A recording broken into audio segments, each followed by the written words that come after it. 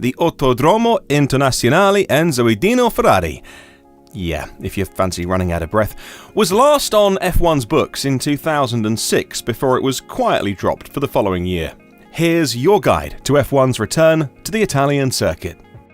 Imola was built in 1953 and used for a few non-championship races, but it didn't appear on the F1 calendar officially until 1980, when it hosted the Italian Grand Prix, the only time that the Grand Prix wasn't hosted at Monza. Since then, Imola remained on the calendar as the San Marino Grand Prix, borrowing the name from the landlocked principality over an hour's drive away. However, the name has not returned with the circuit, and the Emilia Romagna title refers to the region of Italy that the Imola circuit sits within. At least it's a little bit closer. Over the years, Imola has undergone a few changes, with chicanes sprouting and disappearing seemingly at will, but the tight and technical overall layout has remained pretty familiar. Today, the circuit is 4.909 kilometres or 3.05 miles in length, with 21 officially listed corners, although Formula 1 has taken a somewhat loose interpretation of what a corner entails. Nelson Piquet won F1's first championship race at Imola in 1980, drafted onto the calendar as Monza was being refurbished. San Marino then applied for a race on Imola's behalf to remain on the calendar, and Piquet followed up his win at the circuit with a repeat victory in 81. Having taken the late-season Italian GP slot for its first race, Imola was moved to early May for 1981 and would usually be the first European round in the following seasons. In those early years, the Tamburello corner, the flat-out sweeping left-hander that started the lap, was particularly fierce.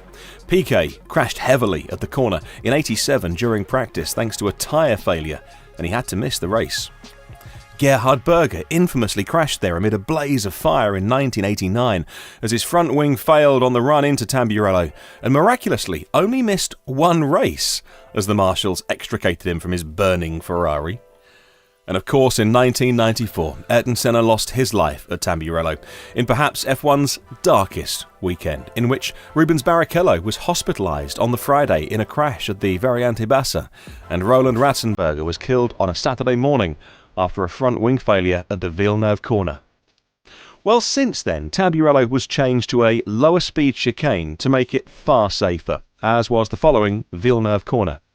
Damon Hill took an emotional victory in a damp 1995 race for Williams, with whom Senna had driven the previous year. Williams was a force to be reckoned with at Imola in mid-1990s. Hill won again in 1996, and his replacement, Heinz-Harald Frentzen, took his first ever win in 1997.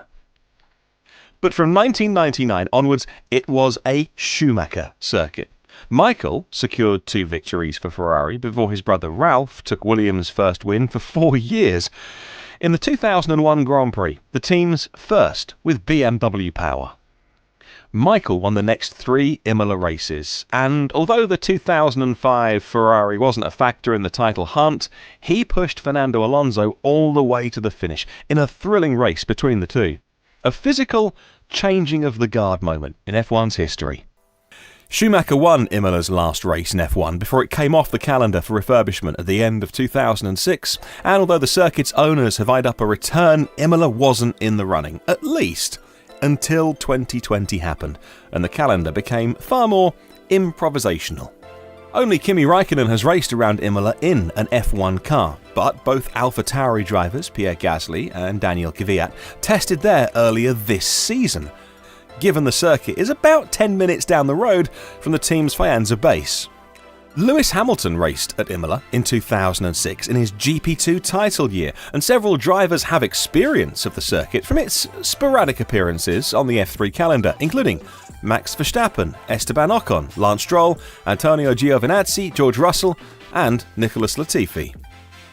Lando Norris has experience of Imola from his Italian F4 races, while for others the addition of Imola will be an entirely new experience.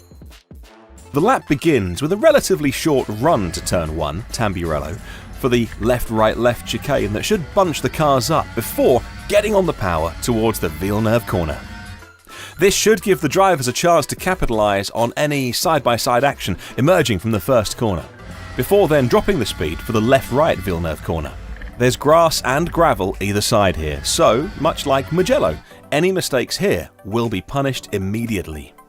Tosa, a tight uphill left-hander, is next, and the drivers will be climbing over each other in lap 1 to make up positions, so expect to see a few drivers get hung out to dry on the outside of the corner. Then it's a little more uphill as you veer right as the circuit flows towards the left-handed Piratella before the track drops down to Acque Minerale, a double right-hander that sits in a little dip. There's a small camber that allows the driver to take a little speed through it, and then it's straight back on the power uphill for the Variante Alta. A short, sharp, right-left chicane that precedes a steady descent towards Rivazza. Hopefully the drivers will be able to grab a slipstream here and then mount an assault into Rivazza's double left.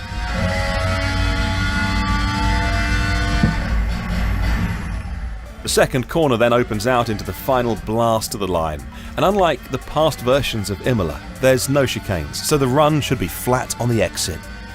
With a high downforce package, the cars should be topping out on the accelerator just before they get to Tamburello.